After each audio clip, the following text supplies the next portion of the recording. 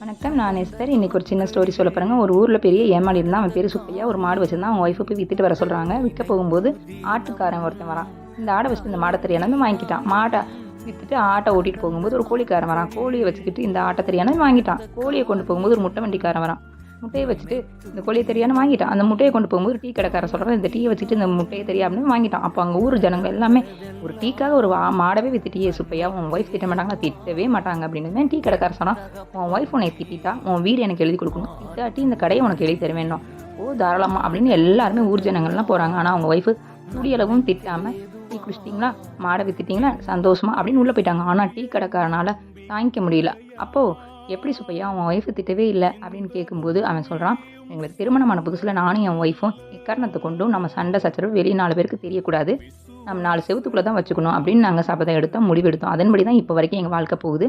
அதனால தான் எக்காரணத்தை கொண்டும் எங்கள் வாழ்க்கையில் எந்தவித கஷ்டமும் நஷ்டமும் வரல, பிரிவினையும் வரல, சந்தோஷமாக ஹாப்பியாக இருக்கும். என்ன சண்டை சச்சரவு வந்தாலும் 4 செவத்துக்குள்ளே தான் வச்சுக்கணும் கணவன் மனைவி. இதுதான் சிறந்த வாழ்க்கை. தேங்க்யூ.